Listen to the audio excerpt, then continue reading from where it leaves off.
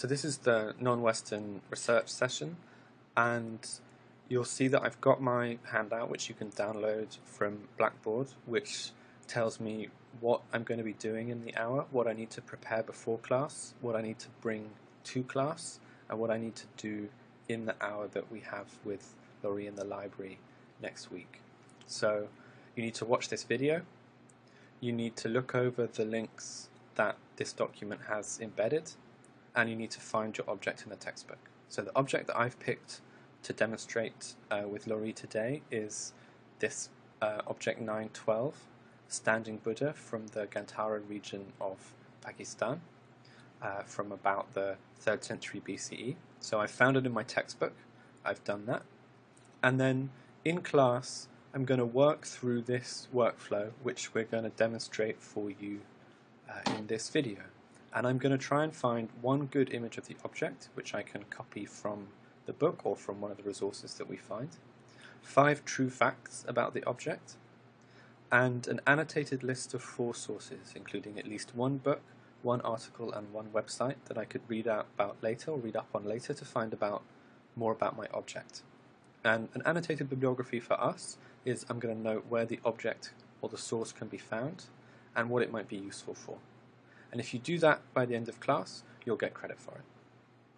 So where do I start? So I start with putting the basic information about my sculpture into my research document, and then I'm also going to note down some of the details from the textbook. So I'm going to bear in mind that this is from what's called the Gandharan style. I'm going to bear in mind that this is a standing statue of Buddha. It's made of schist, and that there are some influences of Greek or Roman civilization perhaps on this kind of religious carving, and that this is some of the earliest Buddhist art in this region. These are some of the earliest sculptures that are thought to represent the Buddha.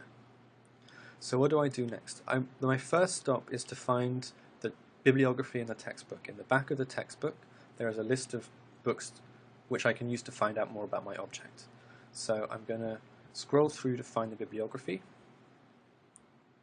You could also look it up in the index, and you can see that the bibliography is done by chapters. So this is the chapter that my sculpture is from, and some of the books in the chapter are not relevant. So I've read up a little bit about the basics in the textbook. I know that my object is not from Rajasthan, so that's not going to help me.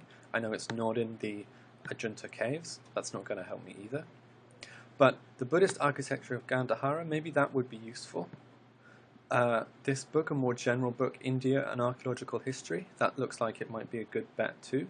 Indianara, Concise History, if I want background information, that'll be good. Or Kushan Sculpture, so I know from my reading of the textbook that this is a Kushan piece, my piece, so that looks like it's going to be a really good bet for me. So I'm going to copy and paste the books that I think look interesting into my research document. And I've copied them in here.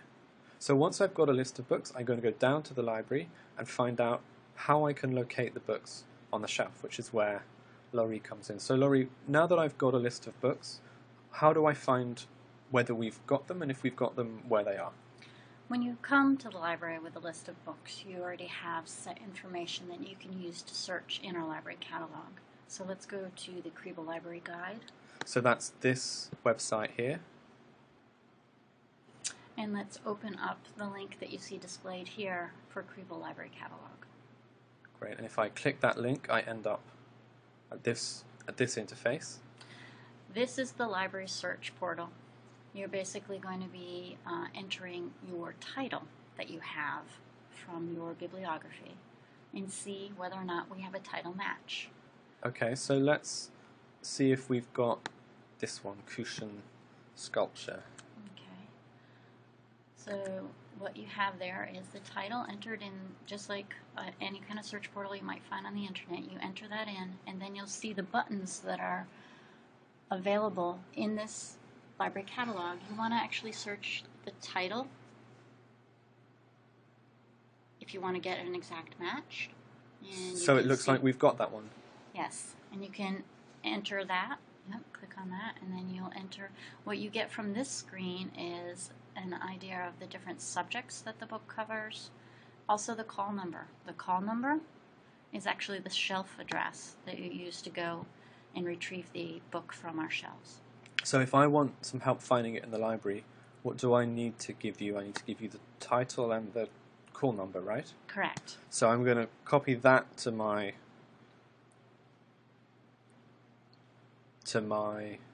document, and with that number I can find the book on the shelf and I want to go read it. That is correct. Okay. Now, is there a way, we got lucky then in that we had the book that we needed. Is there a way that I can find books that are similar to this in the library? Yes, you certainly can. You could follow any of the hyperlinks that you have here to see whether or not there were a match. The other option would be, So, it looks like we might, but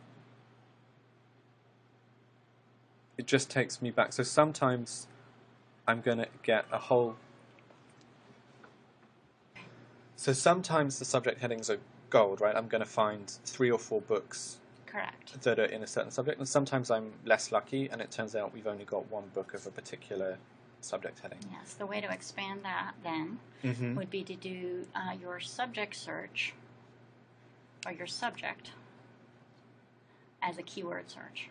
Okay, so maybe I could search for Gandhara, my yes. region, as a keyword. Correct. Let's see what comes up. Okay, so that looks much better, doesn't it? Yes. Definitely expanded the options of the books that you have here, right in our library. Great. And so this one looks like a good catalogue. I didn't find it wasn't in the textbook bibliography, but by finding a book that was in the bibliography and finding a book with a similar subject, I've got an even better lead. So what did I need again to find this book in the library? I need the title and I need... To find the book in the library, you need the title and the call number. And the call number. So I'm going to copy that again to my research document. So I've got both of those. I've got the Met Museum catalogue and I've got the Diffusion of Classical Art in Antiquity. And now this one hasn't got Gandhara in the title, but I guess it's picked out that it's got a chapter on the region, right? Correct. And when you open up the book display, it'll actually tell you why your keyword was relevant to that. Oh, this is why it's highlighted. Yes. Okay, great. So let's see what's next on my list. I find related books in the Kerbal Library, so that's good. That'll deal with my book resources. B is a web category, museum catalogues and art historical scholarly resources. So my first step is to find out what museum my sculpture is in. So let's go back to the textbook and see what museum my sculpture is in. So it'll always be here. If it's an object that's in a museum, it'll be listed. The Lahore Museum in Lahore, Pakistan. So let's search for that. And what happens when you search for the Lahore Museum is you end up with this website here. Now this is a great website to see what the museum is like, which is kind of fantastic to be able to see. But it doesn't have a detailed catalogue. There's nowhere to search for more information about my object. It mostly does a virtual tour. So if that's the case, you can look up. So if the museum website has a detailed catalogue, you can look up any resources it has. I'm going to skip that. It doesn't look like this is the best museum for that. So I'm going to look for similar objects in some big research museums. So the first one I'm going to check is the Metropolitan Museum. And you have the website for the Met Museum here, or you can Google Met Museum, for example, Gandhara. And when I did that, I came up with an object like this, which is clearly similar to mine. And it gives me some further resources that I can find out about. So I've actually already found this book. This was in the Kerbal Library. Or if I search for different kinds of objects, I end up with a different entry here. And I can see other subject terms that I can spread out to find more background information. So probably one of your best bets are the thematic essays. And a thematic essay on Gandhara gives me a lot of fantastic background information on the art from this region, and I can look through to see what similar objects the Met might have. And at the bottom of these essays are further reading, even more bibliographies, even more detailed bibliographies than from the textbook. So I could look to see if any one of these articles has even more detailed information about my object. So for example, this one here might be a good bet, Gandharan art in Pakistan. So I could go back to the Kribel library, see if we have it. Maybe we do, maybe we don't. One of the other research museums that it's usually worth checking out is the British Museum. You also have the website. And if you search for the British Museum Gandhara, you end up with this kind of page. You can search their online collection. I did that. I found a standing Buddha from Gandhara that again is pretty similar to the one that I'm researching about. It'll be useful. There's a useful lead. It gives the date. The date is roughly the same. It gives the area, and it gives more information about this kind of object. So I'm learning what kind of terms I could use to talk about my object. It also has a good bibliography, and it's listed 3 options here for me to look at. And I'm going to come back to this one at the end. And the last museum that's worth looking at is the Louvre Museum. So this is my unaltered document. So if I search for Louvre Gandhara, what I realize is the Louvre doesn't have Gandharan art, otherwise a Louvre page would come up. But a different French museum does, the Musée Guimet. So I'm going to search for Musée Guimet Gandhara to see if it has any useful information. And sometimes foreign museums do for English speakers, and sometimes they don't. And in this case, it looks like it does, but only if I read French. So if I read French, I'm going to go on and see similar objects, but there isn't an easy way to translate this into English. The Louvre, for example, has its English site is as good as its French site, so I'm going to leave that for now. So Laurie, I've found some specific information from my museum websites. I've got a bibliography from them, I've got maybe some images from them, and I've got my books in Kribel Library. But if I'm still feeling like I need some more general introduction, some more weighty background, so a step up from the textbook, but not yet a scholarly research article, what could I do? Where could I go for that? One of the best resources we have available to us is the Oxford Art Online. It's an excellent place to find background information. You can think of it akin to an online connection to authoritative encyclopedias, dictionaries. Okay, so I've just gone back to the splash page. So where would I put my term in the search, would I?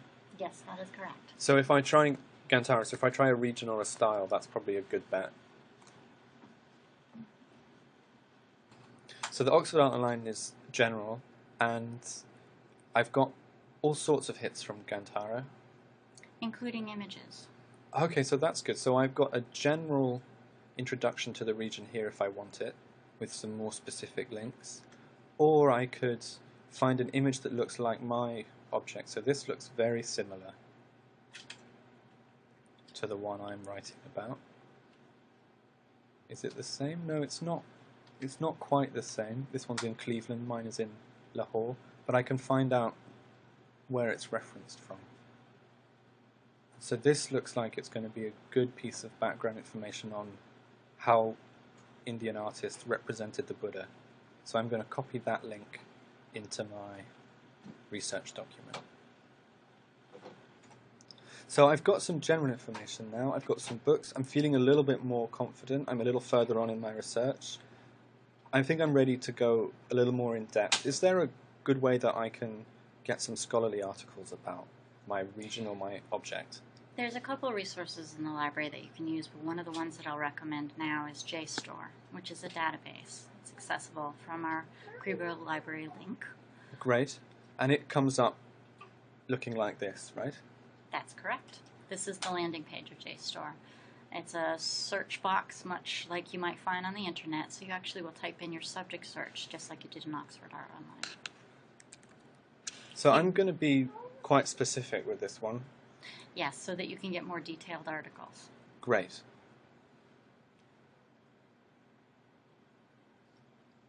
And I've gotten all sorts of things. And so what I'm mostly looking for here is the titles and the abstracts. Do they suggest that this is the kind of article I want? And then crucially, is the date relatively recent? So if I scroll down, this looks tempting, but if I see it's written in 1926, I may not want to start that early. The crucial thing is the date. I don't want to go too old. So is there a way that I can have the most recent objects come up first? Yeah, if you look at the top of the page, you'll see that there's a way to sort by newest. So if you click on that, it'll change Okay, so let's see if there's something the general order. that comes relatively recently. And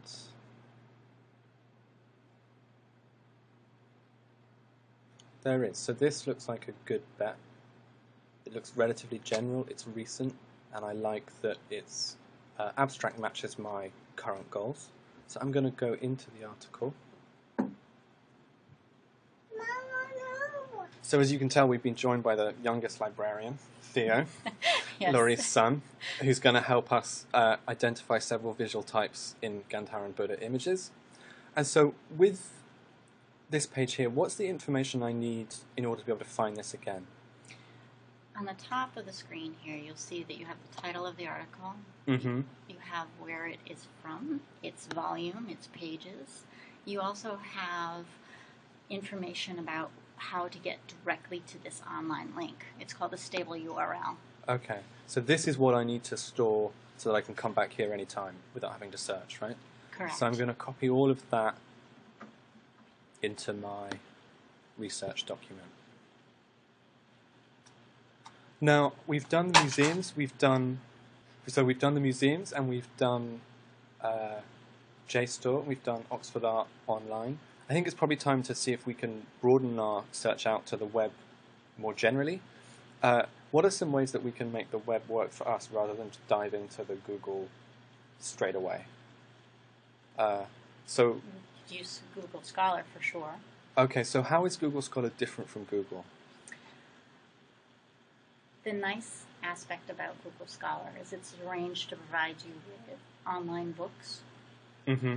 with scholarly articles, and the way that it is arranged through this direct link, you'll only retrieve items that are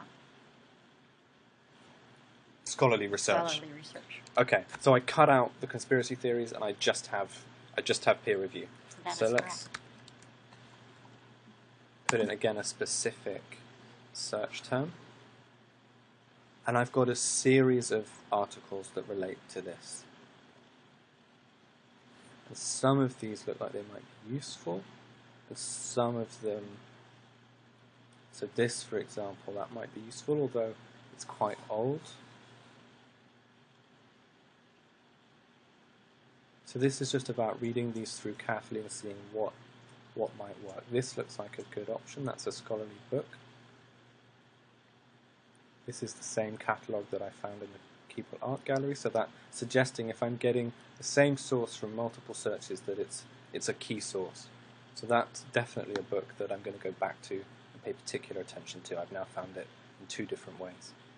And I can customize this search to be more specific if I need to be by date. So that's Google Scholar. So if I found a useful article, I'd copy and paste it here. So now let's go to a little bit less control. What are some ways that I can make Wikipedia work for me? So if we just Google Gandhara straight out, the first hit is usually Wikipedia. What are some ways I can make Wikipedia work for me? Well, the bibliography of Wikipedia Mm-hmm. possibly can provide you with additional links. The thing that you have to realize about Wikipedia is that it is an encyclopedia that's available online. However, anyone can write an article. Right.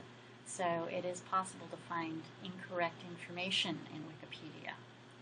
So you'll definitely want to verify anything that you pull from Wikipedia against more authoritative sources, Okay. just to check their validity. Right. But the bibliography here, the sources, may provide you with additional links. Yeah, so some of these look old, but some of them might be useful. And I guess if it's introductory, I can also use it as a check near the end of this first phase of my research, see if I've missed anything obvious. Correct. Right? And I can also use these images, presumably, right? So this, again, looks very similar to the one I'm researching, and it's from the Tokyo National Museum. So if I had more time, I could search for this object in the Tokyo National Museum, another big museum, and see if it had anything more. So I'm not going to do that just yet. Okay, so the last and most commonly used search is just a straight up Google search. And so looking through these links, by now, having gone in through the specifics, I've realized that I've been to some of these already. So already the Google search is less random than it would otherwise be. And here's a website that looks particularly interesting. Now, what are some ways that I could assess whether this website is reliable? You definitely want to check to see who is behind the site. Okay. So this seems to be the Asia Society, so let's see what they're about. Difficult to find. Credits, let's see if that... Okay, so they're pretty seriously funded. So that might be good. You want to evaluate who they're funded by, because that can demonstrate a bias in some respects. Mm-hmm. But the National Endowment of Humanities is a pretty rigorous Organization. so definitely that might lend itself more credibility. Good. And then another, like with Wikipedia, we can judge them a little bit by their bibliography, right? So let's see what resources they suggest. If they're good, then that suggests that they've done their homework. So they've got some websites. And then the bibliography looks pretty fantastic, actually. Like, we already see that they've recommended that same book that we found twice now. So that suggests that I'm going to start with that book. That's an important book. It's good that we have that. But also that if they've got that book, then they're probably right about these more precise books. So this is another one that we've also come across. And so that leads me to think that maybe the web sources that they suggest are going to be reliable too. So that's a good sign, presumably. Absolutely. Is there another resource that the library has to help us judge the quality of websites? Yes, we could actually use one of the library guides from UNH librarians. Great. So let's see if I can pull that up.